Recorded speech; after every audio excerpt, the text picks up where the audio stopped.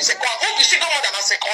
Make I tell you. I want let all the women know for this my platform. Hold on, my sister. Any woman now 5% I remove. Where dey Europe? Na second tier, not be even second tier. Because why?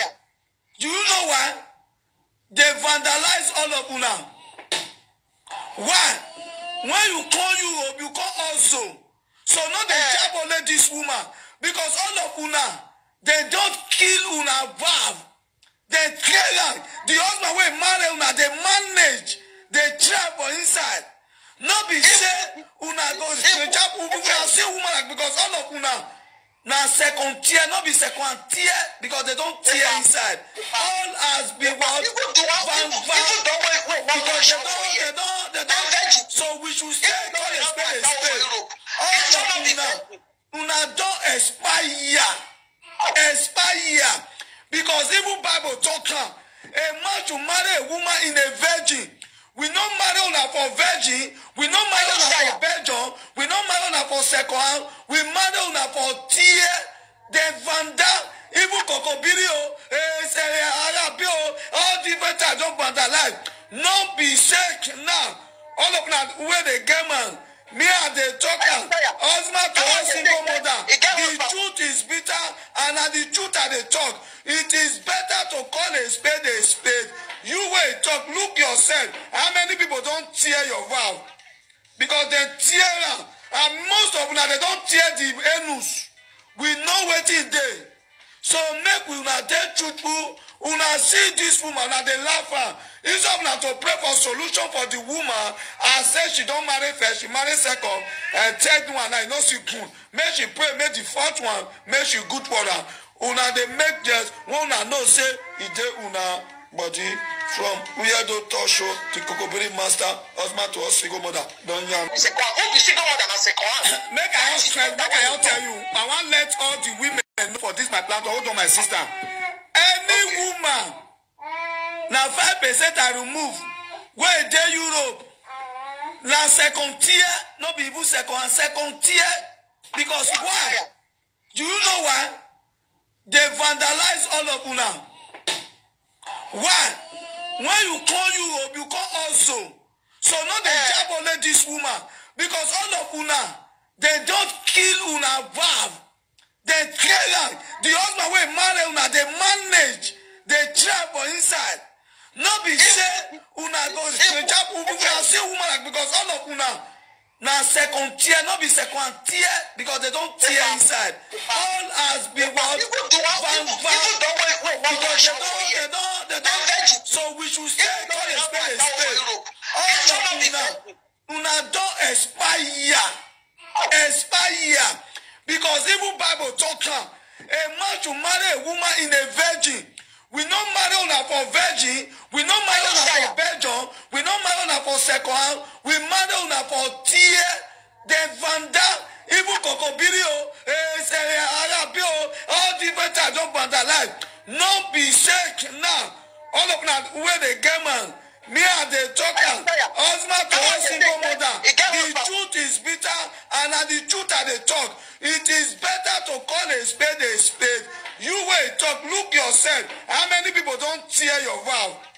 Because they tear them. And most of them, they don't tear the anus. We know what it is. So make we not tell truthful. Una see this woman and they laugh her. Instead of to pray for solution for the woman and say she don't marry first, she marry second, and third one, I know she good. Make she pray, make the fourth one, make she good for her. Una they make just one know say it dey una body from Weirdo Tosho to Kokobiri Master, husband to us single mother. Don't yam. Hey, hi, now good evening, everybody. Welcome to my YouTube channel. Stevie Edo Girl. So, what I want to talk this evening. Now, I know say Benin, Edo State, a lot of dusty and broke man, they full and well. Because most Benin girls, they give importance too much. They give all this men will be broke and dusty. They give them too much importance for Benin. They give them too much importance they make them feel say they be human being, because some of them they see girl wey marry them, because if you see most Benin girls, they know they select. Many of them are man. Anybody, if you like say now man wey dey useless, wey no get hand, no get leg, no get brain, they will carry man. Why I thought say man, because I don't dey see so many men for this Europe wey be Benin, and so many guys for social media wey be Benin, wey be say for me there be wetin Spanish they call basura, dustbin.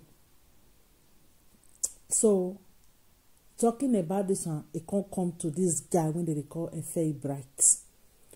I don't know to say for long don't they insult women, degrade women, disgrace women, many dusty women. As I talk just and say many women too na dusty, and they don't go school, illiteracy full their body, they throw away everywhere.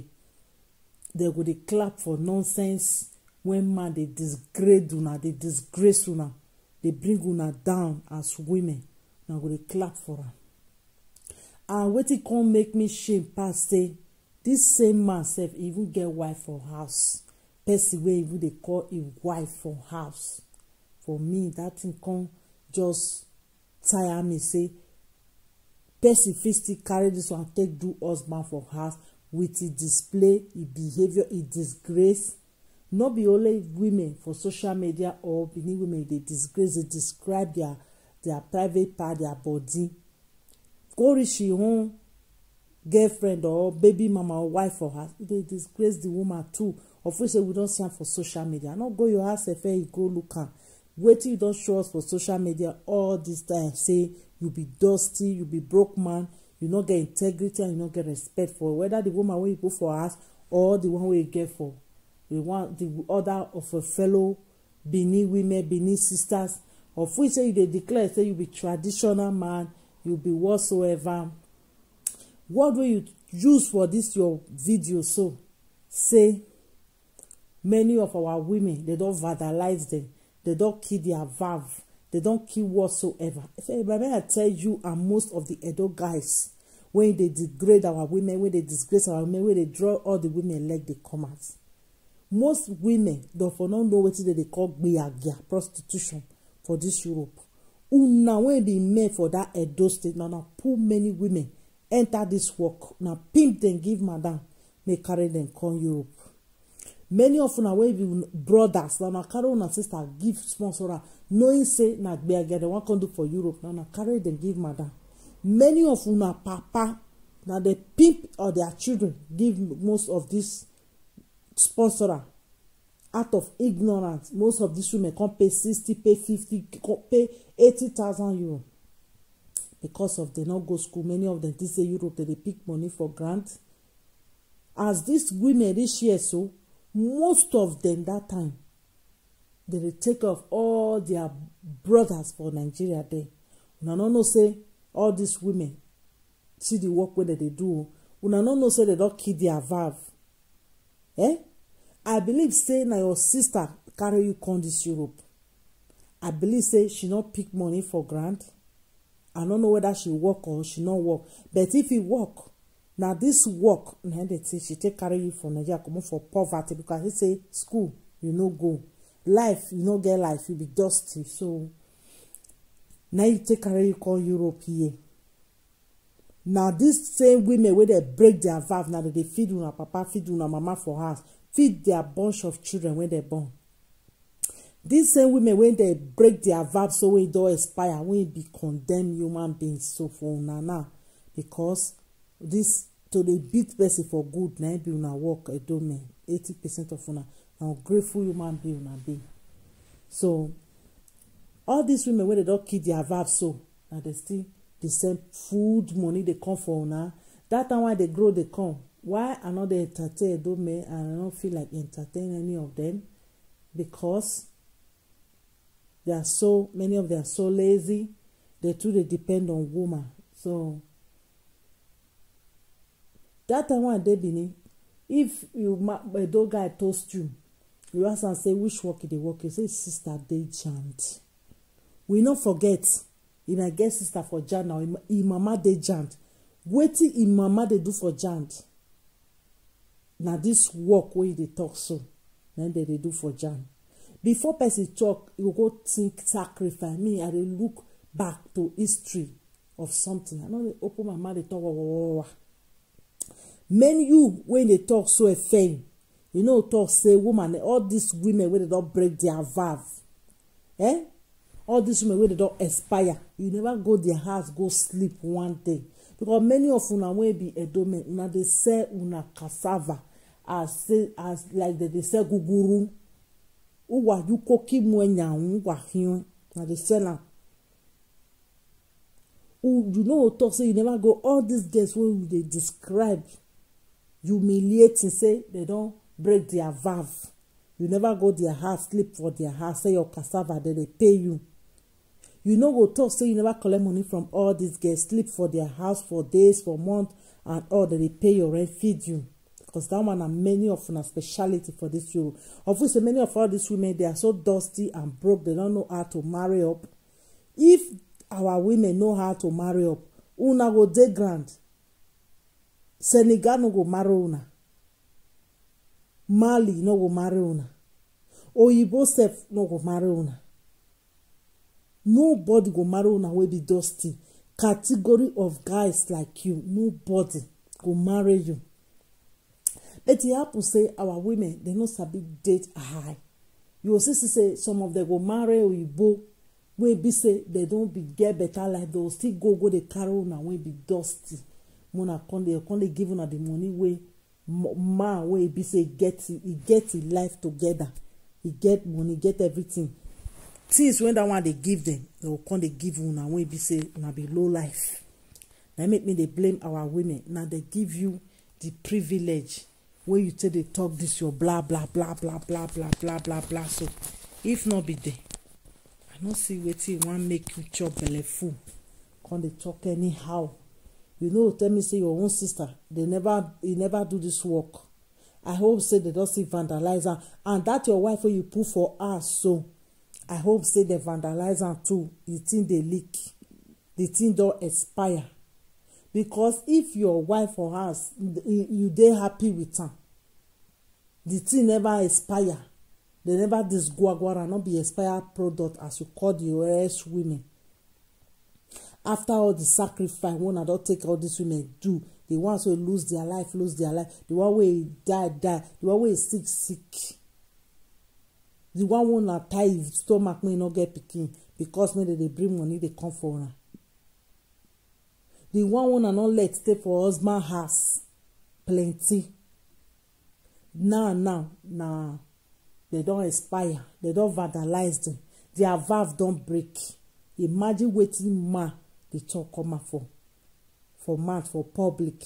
You have no integrity. You have no respect for woman. And don't ever in your life talk say, now so you they do Edo culture. And let me tell you, you feel be husband to all those wayward single mother where they don't know themselves. They don't know how to level up their life. They don't know how to do better for themselves. You feel be a husband to them, but not to all the single mothers.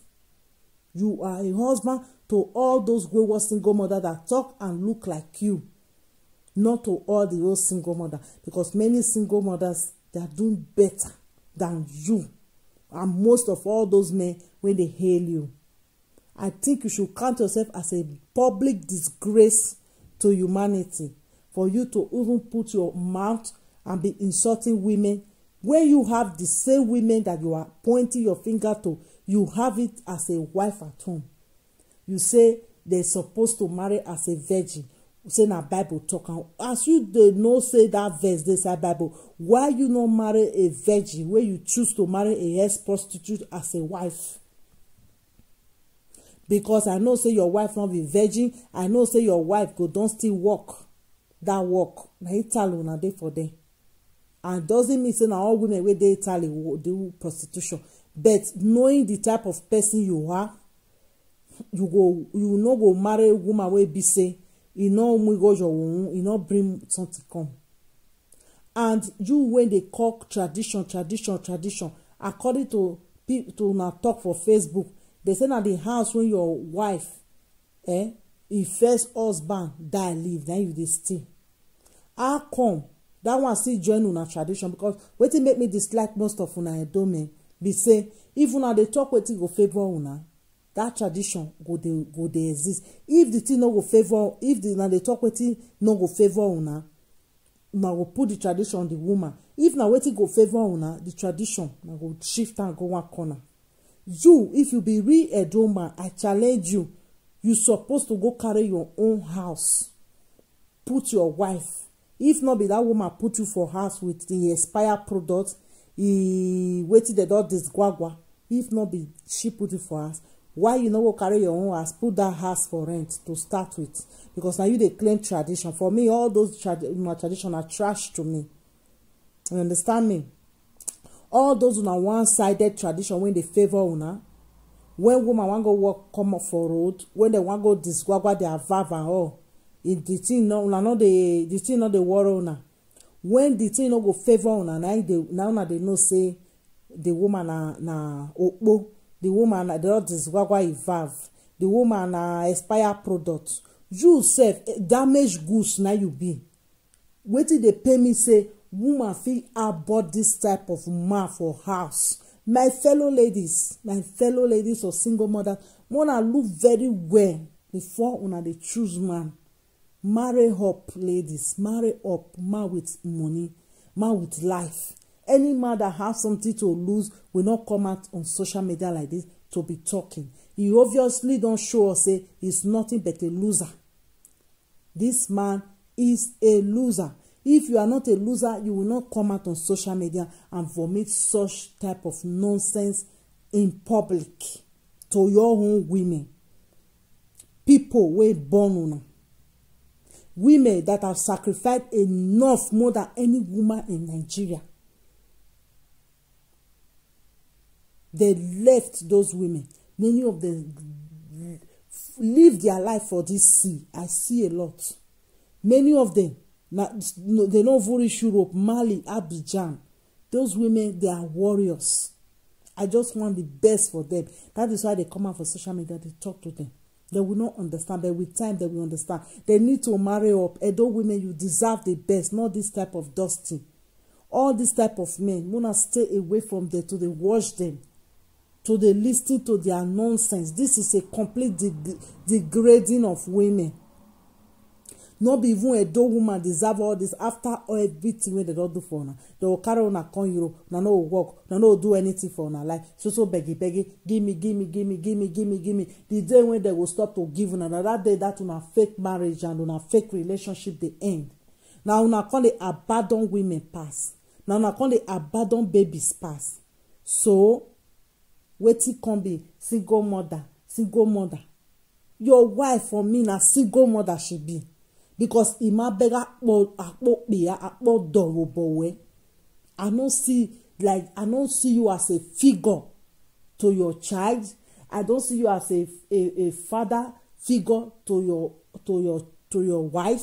I don't see you as a husband to your wife. I don't see you as a father figure because you have a daughter. For you to stay in the public and say this type of burrada, this nonsense, you stay for Spain. You know it to be burrada, chorada. Now you talk with your mouth just now. For you to say all this type of rubbish out of your mouth, you are a public disgrace to humanity and to the general public and to the women and to your own fellow men, the 20% that are responsible in a domain. You are a public disgrace to them. To even come out describing where you for come out. Now there you for come out. Oh, what your ba. You don't get us now go do that on a nonsense rich. They make my papa. €5 don't even gum in your account. One koko. Una we woman see the feet. If woman not bring money, come ask not go pay. And I will come Facebook, come and make papa. I dey work. What's so big deal if you dey work? You are supposed to be working as a man. You are supposed to be working. All this I dey work. That is an obligation of a real man to work. Maybe I dey work. Wanna stop this nonsense when they degrade our women. Una stop am because all of una benefit for the gbia work all of them can't do. Before una take una sister as job, na me dey talk am for Benin that time. If I toast you, always the una know or what tinyere webu, and that one be una job that time. So una dey shame for una self to come out and call women damaged goods, to come out and call women disgrace, to come out and call women say they don't discover their vow. And you, if you talk about single mother, not be people make them single mother, which means it shows say Edo men, they are not marriage material.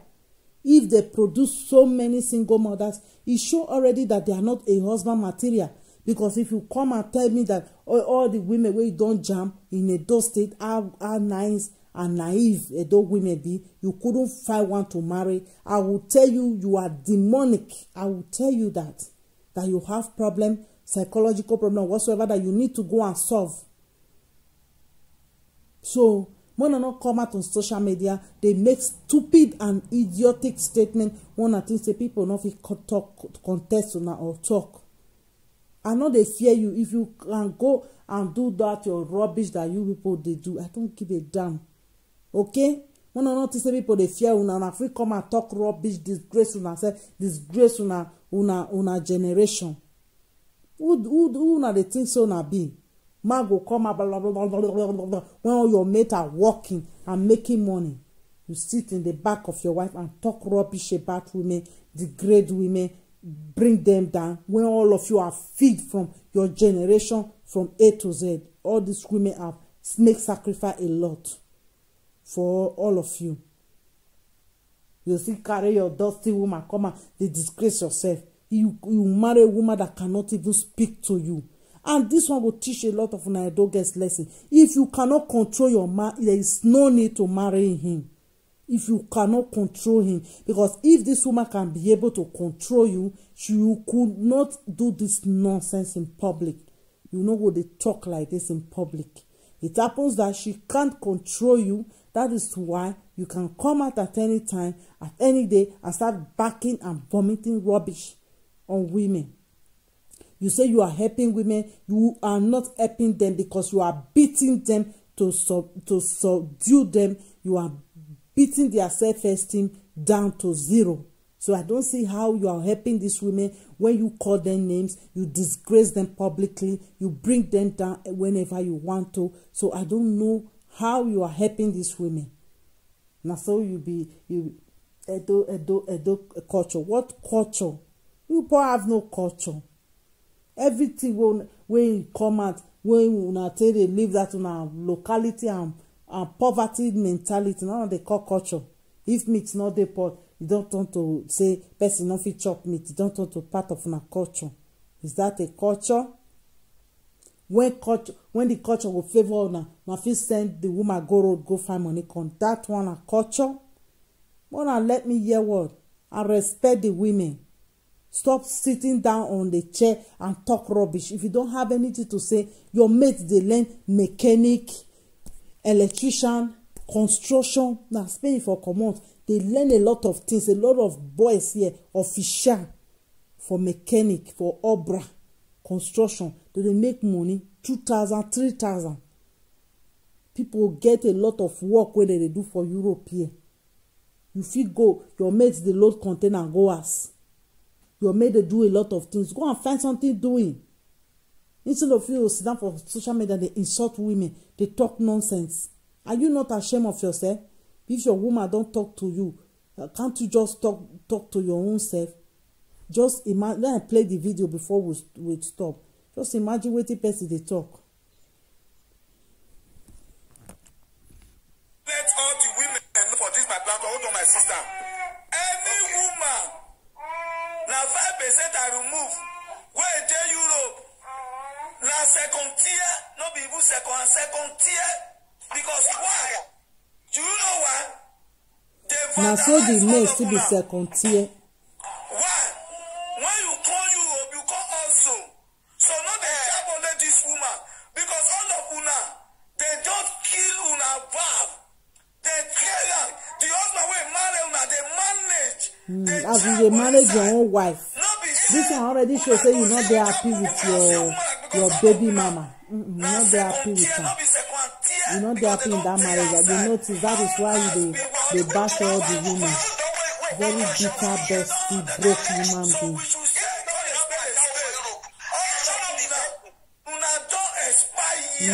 Like your wife. Because of the women, the reflection of the women where you dey describe, so now you see the woman where you put your hand.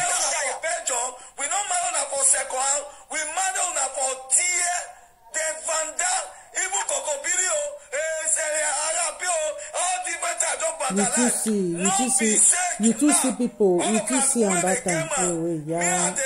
To marry an ex-prostitute is difficult. The truth is bitter, and the truth are the talk. It is better to call a spade a spade.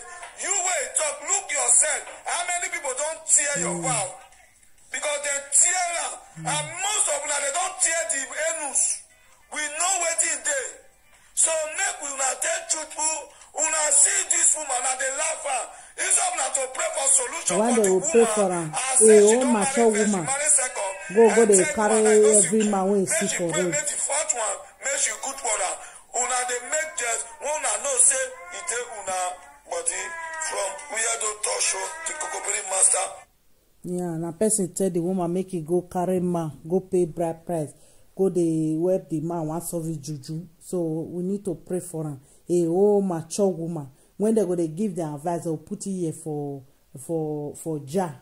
It was high because the facts are not be small picking again. You want to tell me? So maybe they pray for her. Why you not talk? Say me una do me. May they stop to them do serious marry everywhere. May they stay one place. No, no will talk. Both all the dusty women when they call your program, can they talk nonsense?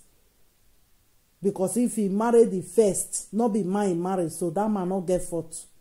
He married second one, which will not be marriage material. I'm gonna pack enter house.